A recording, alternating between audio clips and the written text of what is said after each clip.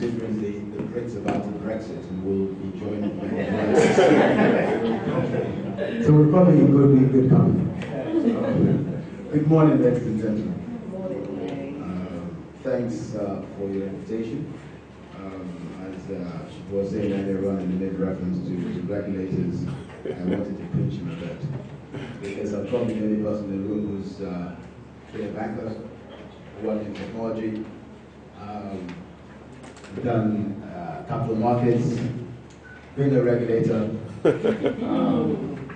and probably also worked as a consultant. So I guess for that, Chatham rules does apply. So you are forgiven. Every time I hang around with lawyers, I get worried because they're expecting a bill.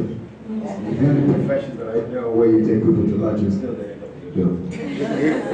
Fellas get a receipt for their time. So I'm still waiting for Sheila to send me the bill for showing up this morning. I need to come at some point. Whilst we wait for the slides, and it's interesting actually, my slides probably more of an inward-looking perspective rather than outward-looking. And I think it says something about the financial companies in Nigeria still be a force in Africa without Nigeria signing the African Trade Agreement. I guess if you think about the trade agreement, the first time I spoke on this, one of the things we spoke about was not voting to join a free trade agreement is like not voting for Christmas, because who doesn't want to do business with other people? But the more I look at our position in Nigeria, it worries me a bit. And I'm probably one of those who's spoken against joining immediately. Certainly, there's a need to be at the table. There's a need to define the rules. But I'm a bit concerned as to why Nigeria should join the Continental Free Trade Agreement at this point. And it speaks to a number of things. If you look at Nigeria as a snapshot, and I will give credit to that, a number of my slides have been stolen from other people, by the way, so they're not off the original, just in case you see them in some other guys. I better raise my hand before I get sued by the lawyers.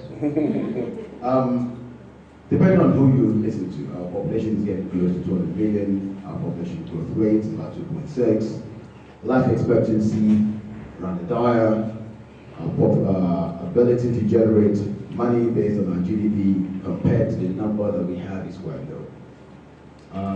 Our population has always been referred to as an opportunity, because obviously when you set up companies, as we were talking earlier, one of the things we were taught in Economics 101 is nearness to market. But a market can only function if that market has the capability to function. Mere people and size in itself doesn't actually add up. I took a survey of the countries in Africa that were above 20 million. And when I looked at the bottom half, I had to add up about the bottom 5 to even get to what our population looks like.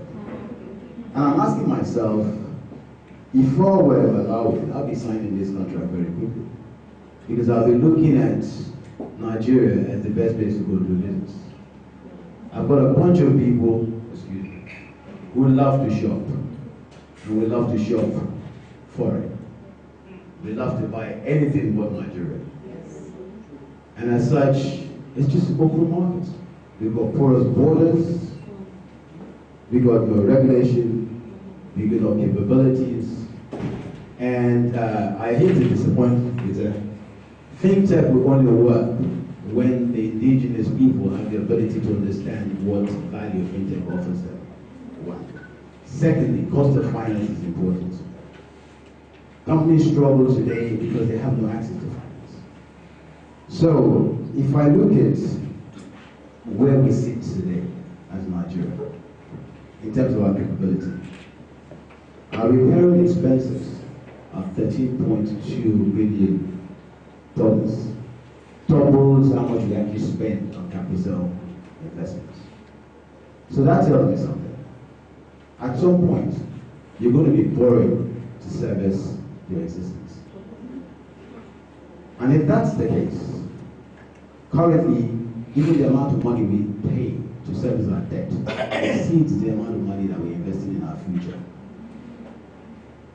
How does that make you capable to create an environment that allows you to build, to sell to others? Because that's why you ended up to interact with everybody else. Not because you want to buy from them, because you want to sell to them. One of the things you need more than anything else to power industry is energy, electricity. Well, just give you some statistics, which just might get you excited about. Japan has 126 million people. They generate 312,000 megawatts. South Africa, who has signed up to this, by the way, has 55 million people, and they generate 50,000 megawatts of power, and actually supply to their neighbors. Nigeria, depending on the numbers, has a minimum 3 times the size of South Africa, and we barely generate 5,000 megawatts. How are you ever going to compete? In fact, it probably makes more sense to actually think about how do you build your own markets? How do you strengthen your own markets? 30 years ago, the Chinese were seen as the people not to do business with. In fact, the world wanted to alienate them. What did they do? They looked inwards, they built capability, they became strong. Today they call the shots. If Nigeria wants to blow the shots in Africa, we know what to do. Build internally. We have a massive market, looking inwards. You know, 10 months ago, I made a decision. I used to look like this gentleman, like not this color, obviously. When I showed up in Nigeria in 2011, I used to walk around in pinstripe suits with braces. I used to go over to Dubai to get my suits done. And then one day I realized that, you know what, I was making money in Nigeria and giving it to some other person who didn't need it. Dubai doesn't look like Lagos. So today I walk around in tribes for a reason. Because I think the more of this that I wear, somebody somewhere is getting paid for making the clothes. And if more of us do that, perhaps the lower end, the bottom of the pyramid, might just have enough money to send their children to school. It's about charity begins at home.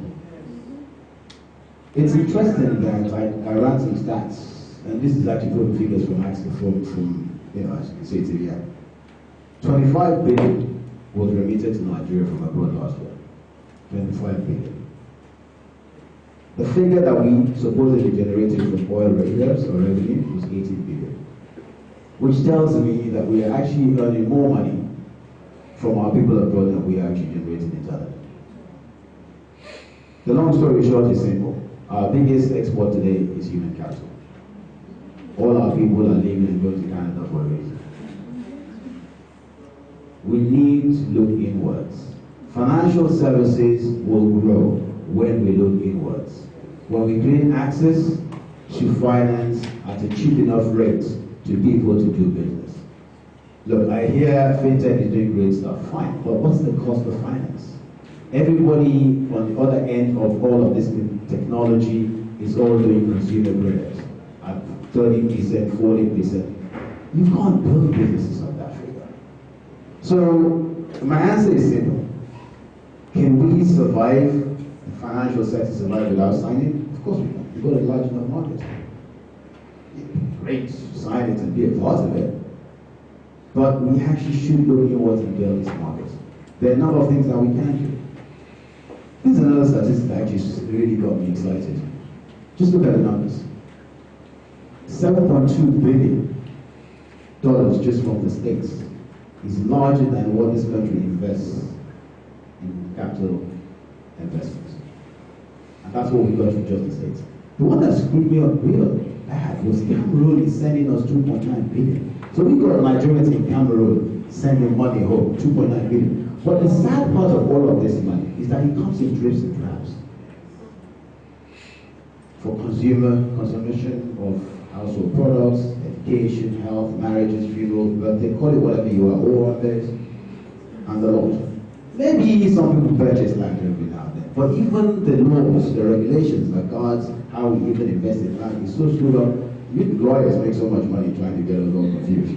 But the point is, you know what? I remember buying a property 15 years ago. Till this very day, I don't know where the hell it is. My money is gone. Who do I sue? No one.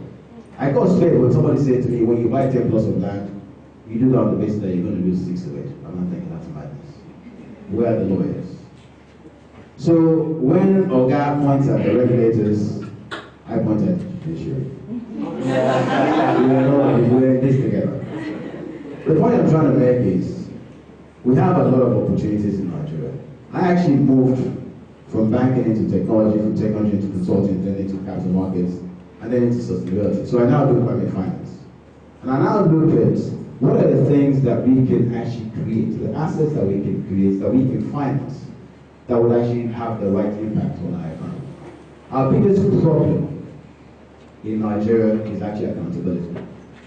What do you do with the money that we invest with the banks, with the corporates, with the government? This is the only country I know where we finance recurring expenses.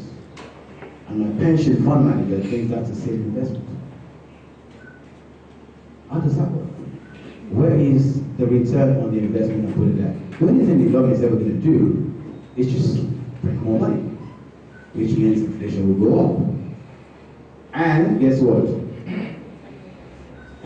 The value of the money in the future, the future value of the money is best.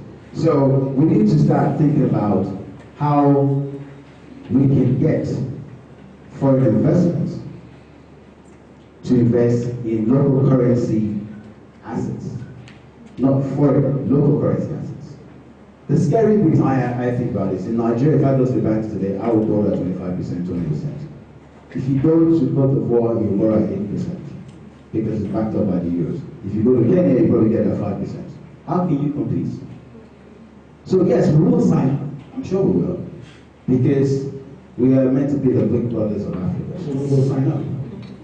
But unless we start to develop our own capacity and capabilities internally, I think, in all honesty, we will end up with a short straw, and everybody else will walk through our borders because we got soft borders, we got no capacity to build industries as we should do, and we should be worried.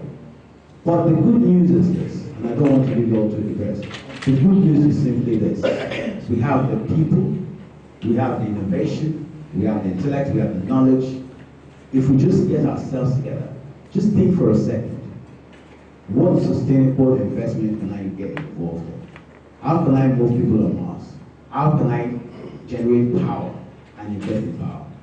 We have a structure today that is actually getting the power industry projects access to concessional funding through the banking system for a longer term. So bridge the gap where banks are running in for 2 to 3 years on some sort of ways of collateral. We're getting the bankers educated to actually provide financing for long-term investments.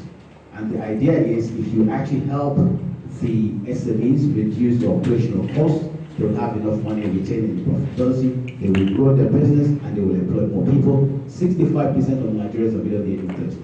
We need more employment. So we need to start thinking about investment opportunities that will grow employment and sustain, and stop using diesel, please. The good Lord is giving you so much food. Extend your life. Diesel is killing us. It's short. That's why we're 55, 53 years old, we die. Yeah? So, going back to the question itself. 1 minute, I've been told. Can we survive without signing? Certainly we can. We need to look inwards. We need to build capacity internally. We need to start exporting.